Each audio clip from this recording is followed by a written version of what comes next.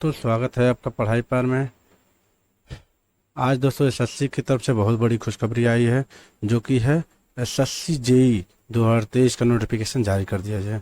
कितनी है पोस्टें, क्या है, क्या एलिजिबिलिटी क्राइटेरिया, क्या रहेगी मिनिमम एज, क्या होगी मैक्सिमम एज, कब से शुरू होगा फॉर्म भरना, क्या है एग्जाम पैटर्न, क्या है सिलेबस, सारी बातें आज हम लोग डिस्कस करते हैं। चलिए शुरू करते हैं दोस्तों। सबसे पहले आज जानते हैं कि फॉर्म अप्लाई कब से होगा। फॉर्म अप्लाई आपका होगा फॉर्म अप्लाई आपका होगा फॉर्म अप्लाई शुरू हो गया 26 जुलाई, यानी कि आज से ही फॉर्म अप्लाई होना शुरू हो जाएगा। लास्ट डेट इसका कब है, कब तक हम लोग फॉर्म भर सकते हैं? 16 अगस्त तक हम लोग क्या कर सकते हैं, फॉर्म भर सकते हैं। 16 अगस्त तक हम लोग फॉर्म भर सकते हैं। 16 अगस्त 2023 तक हम लोग फॉर्म भर सकते हैं। 16 के बाद 2 दिन के लिए खुलेगा आपका करेक्शन। अगर आपके में कोई गलती हो जाता है तो आपका करेक्शन डेट क्या है, 17 से 18 अगस्त 2023 तक आप करेक्शन कर सकते हैं। कोई भी गलती हुई होगी इसका पेनाल्टी आपको देना होगा। पेनाल्टी पेमेंट करें, उसके बाद आपका करेक्शन होगा। दोस्तों सबसे बड़ी बात है इसका पेपर कब होगा, पेपर भी दे दिया है कब होगा। पेपर इसका टेंटेटिवली दे दिया है कि अक्टूबर 2023 में शुरू हो जाएगा। इसका पेपर जेई का पेपर अक्टूबर 2023 में शुरू हो जाएगा। उसके बाद दोस्तों पेपर होने के बाद आइए हम लोग पता करते कौन कौन सी वैकेंसियाँ किस किस विभाग में आई हुई हैं। सबसे पहले बात करेंगे, पहले नंबर पर दिया है बीआरओ, बॉर्डर रोड ऑर्गेनाइजेशन में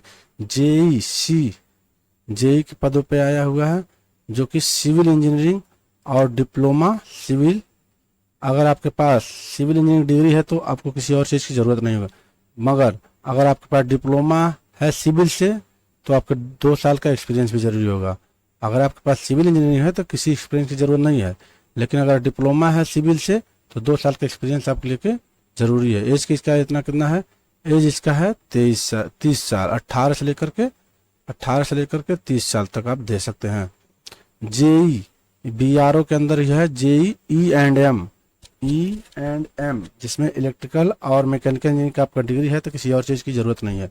इसमें 2 चीज़ की ज़रूरत है, या तो इलेक्ट्रिकल है या तो मैकेनिकल इंजीनियरिंग में डिग्री रहे, अन्यथा या डिप्लोमा किए रहे आप इलेक्ट्रिकल, ऑटोमोबाइल, मैकेनिकल इंजीनियरिंग, इसके साथ में अब 2 साल का एक्सपीरियंस होना जरूरी है।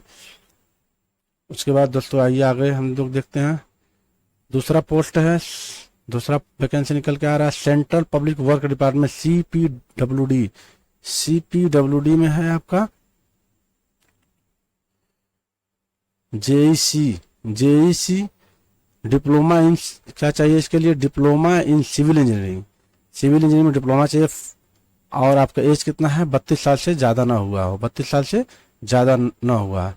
उसके बाद दूसरा वैकेंसी पोस्ट है JEE diploma in electrical or mechanical, या तो पास डिप्लोमा होना चाहिए इलेक्ट्रिकल से या मैकेनिकल इंजीनियरिंग से। आपको इसमें भी एज क्या है, 32 साल का होने चाहिए, 32 साल से ज़्यादा नहीं होने चाहिए। सेंटर वाटर कमीशन में क्या हुआ, जेईसी के पद में है, बैचलर डिग्री चाहिए आपको या diploma in civil engineering from a recognised university और इंस्टीट्यूट। ठीक है, यानी कहने का मतलब है बैचलर डिग्री होना चाहिए आपके पास या डिप्लोमा होना चाहिए किसमें, सिविल में। सिविल इंजीनियरिंग से अगर आप डिप्लोमा किए तब भी फॉर्म भर सकते हैं, या आप किसी भी तरह से बैचलर डिग्री रखते हैं तो भी आप फॉर्म भर सकते हैं। इसका एज कितना है, 30 साल है। इसका एज कितना है, 30 साल है। जेईएम इसी के अंदर है, वाटर कमीशन के अंदर है जेईएम, बैचलर डिग्री है और इसमें डिप्लोमा है और आप भर सकते हैं। बैचलर डिग्री हो या डिप्लोमा हो मैकेनिकल इंजीनियरिंग से तो आप भर सकते हैं। इसमें भी एज कितना है, 30 ईयर है। 30 साल का अगर हो चुका, 30 साल से नीचे है आपका एज, तो आप ये भर सकते हैं। आइए दोस्तों आगे बढ़ते हैं और भी पोस्टों का हम लोग जानकारी इकट्ठा करते हैं।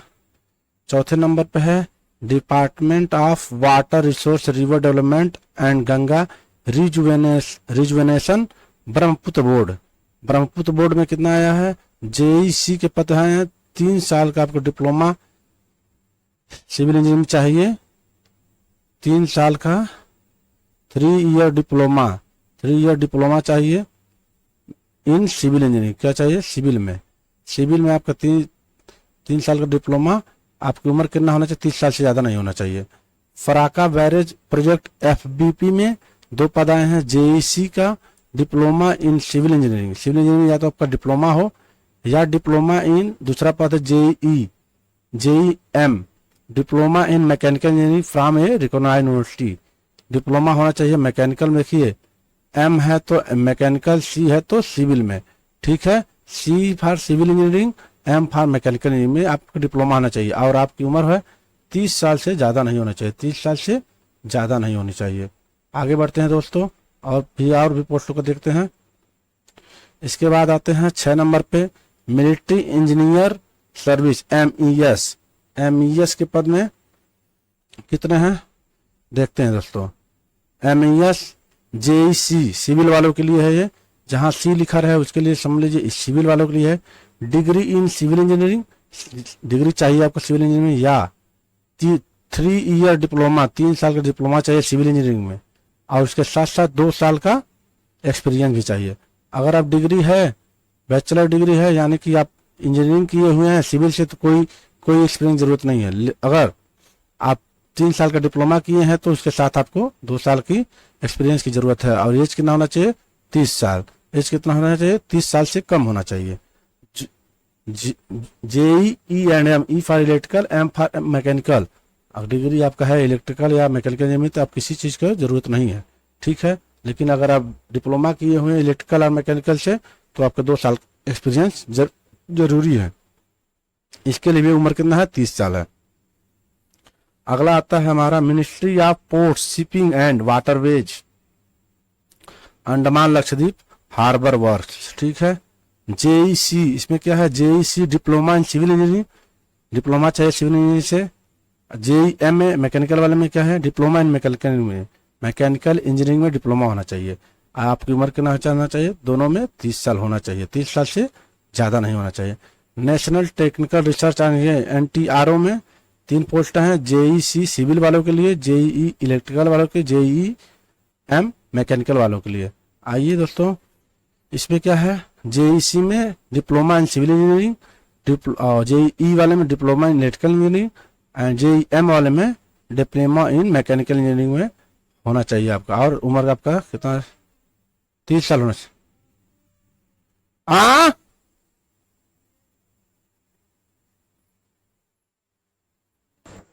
आइए दोस्तों बात करते हैं पोस्ट के बारे में, कितनी पोस्ट टोटल निकली है।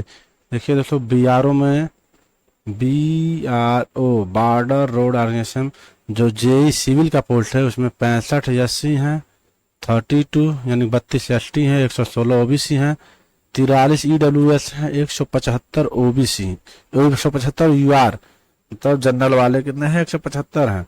टोटल पोस्ट कितना है, 431 है। आइए दूसरे पोस्ट के बारे में बात करते हैं। ये भी BRO का ही है, जो कि मैकेनिकल वालों के लिए है। किसके लिए है, मैकेनिकल वालों, इलेक्ट्रिकल और मैकेनिकल वाले के लिए। SC का पोस्ट कितना है, 8, ST का 4, OBC का 15, EWS का 6, जनरल का 22 और टोटल है 55। टोटल कितना है, 55 पोस्ट है।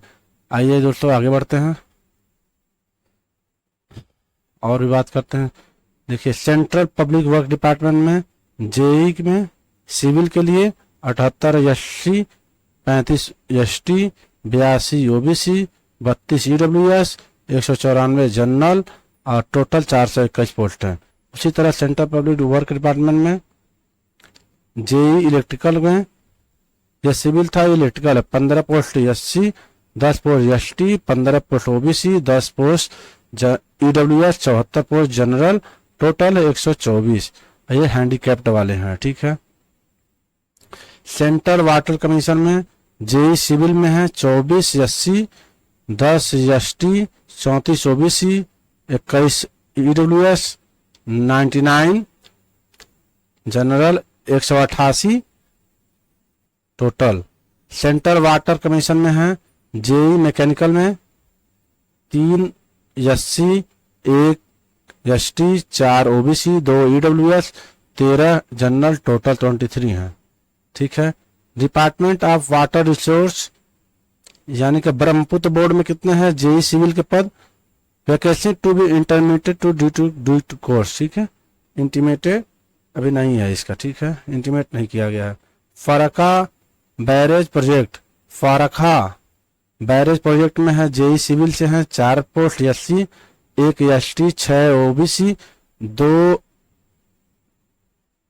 ईडब्ल्यूएस, 2 जनरल, टोटल 15 पोस्ट है।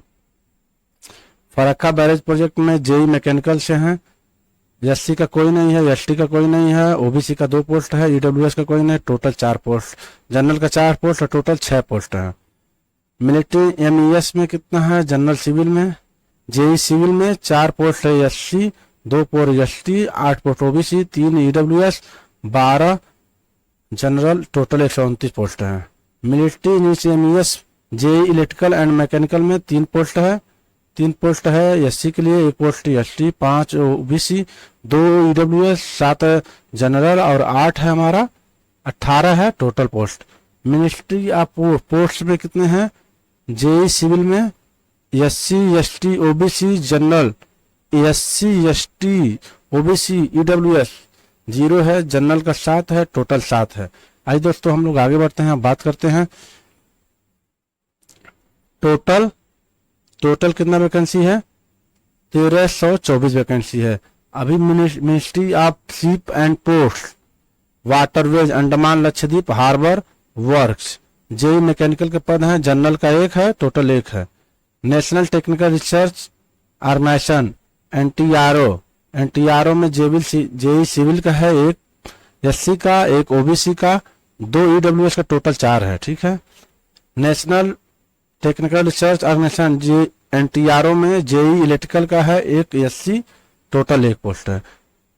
एनटीआरओ में जेई मैकेनिकल में है 1 जनरल, टोटल 1 पोस्ट है।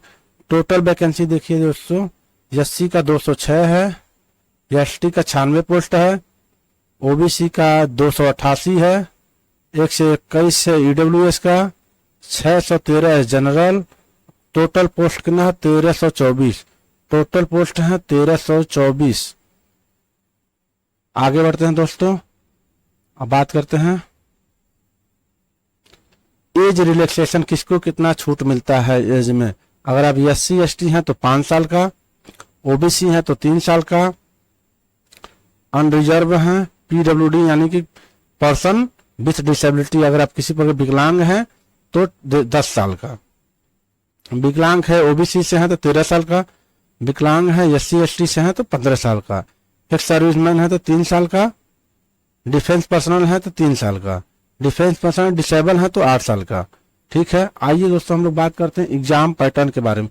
देखिए यहाँ पे 2 पेपर होगा, पेपर 1 और पेपर 2। पहले पेपर 1 होगा, उसके बाद पेपर 2 होगा। पेपर 1 में क्या क्या चीजें आती हैं, ये सीबीटी कंप्यूटर यानी कि ऑनलाइन एग्जाम होगा, ठीक है। पहला इसमें क्या आता है, जनरल इंटेलिजेंस एंड रीजनिंग, यानी कि इसको रीजनिंग कहते हैं। रीजनिंग में 50 क्वेश्चन आएंगे 50 मार्क्स के, 50 क्वेश्चन आएंगे 50 मार्क्स के। उसके बाद दूसरा पोर्शन रहेगा जनरल अवेयरनेस, 50 क्वेश्चन 50 मार्क। तीसरा में पार्ट वाइज रहेगा, इसमें से आपको किसी एक पार्ट का चूज करना है, उसके बाद उसी जो आप सेलेक्ट करेंगे उसी पार्ट का आपको एग्जाम देना। Part A general engineering civil, अगर सिविल से है तो सिविल वाला, मैं इलेक्ट्रिकल से तो इलेक्ट्रिकल वाला, और मैकेनिकल से है तो मैकेनिकल वाला। तीनों में से कोई भी एक जिस कैटेगरी में आप आते हैं उस कैटेगरी का आप चूज करेंगे। उसके बाद 100 नंबर का होगा और 100 मार्क भी होंगे, 100 मार्क्स होंगे और 100 नंबर भी होगा। टोटल टाइम कितना होगा, 2 घंटा। टोटल टाइम अगर आपको कितना मिलेगा, 2 घंटा में 200 क्वेश्चन करना है, 2 घंटा में 200 क्वेश्चन और 200 मार्क होगा। और जो लोग विकलांग हैं उनको 2 घंटा 40 मिनट का समय मिलेगा। आइए पेपर 2 के बारे में बात करते हैं। पेपर 2 में क्या है, part A general engineering civil and structural, part B general engineering electrical, part C general engineering mechanical.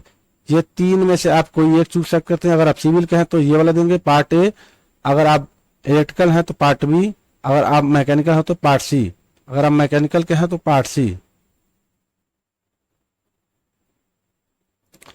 100 question होंगे 300 मार्क्स होगा, 100 क्वेश्चन होंगे 300 मार्क्स होगा। 2 घंटे का समय मिलेगा आपको, यानी कि पहले पेपर में 2 घंटे का समय है, 200 क्वेश्चन है, 200 मार्क है। दूसरे में 100 क्वेश्चन हो गए, 3 से 1 क्वेश्चन 3 मार्क का होगा और 2 घंटे का समय होगा। आगे बात करते हैं कि क्या ये नेगेटिव इसमें है कि नहीं है। देखिए दोस्तों, इसमें 1/3 की निगेटिव मार्किंग है, दोनों एग्जाम में 1/3 की निगेटिव मार्किंग है। The candidate will be required to attend the general engineering part A, part B, part C, तीनों में से एक कोई करना है। इन पेपर वन में, ठीक है। And paper 2 which has been selected by them on the basis of their educational qualification, अपने एजुकेशनल क्वालिफिकेशन के हिसाब से पेपर 2 में आप एग्जाम को सिलेक्ट करेंगे, यानी कि देंगे। सिविल के हैं तो सिविल, इलेक्ट्रिकल के हैं तो इलेक्ट्रिकल, मैकेनिकल है तो मैकेनिकल। पार्ट ए है सिविल के लिए, पार्ट बी है इलेक्ट्रिकल के लिए, पार्ट सी है मैकेनिकल के लिए। The paper first and paper 2 will consist of objective, सारे जो पेपर 1 पेपर 2 जो है दोनों क्या होंगे, ऑब्जेक्टिव टाइप के होंगे। किस किस टाइप के होंगे, ऑब्जेक्टिव टाइप के। मल्टीपल चॉइस क्वेश्चन होंगे। The question will be set both in Hindi, देखिए यह एग्जाम जो है, जो पेपर बनेगा वो हिंदी और इंग्लिश दोनों में क्या होगा, बना रहेगा, हिंदी और इंग्लिश। आइए दोस्तों आगे बात। There will be negative marking equal to 1/3 of mark allotted to the question for each wrong answer in paper 1 and paper 2। कह रहा है कि पेपर 1 और पेपर 2 में दोनों में 1/3 क्या होगी, माइनस मार्किंग होगी। Candidates are allowed to bring their own slide rule, calculator, logarithm table and stream table for page 2, only they are not allowed for using such aids for paper 1।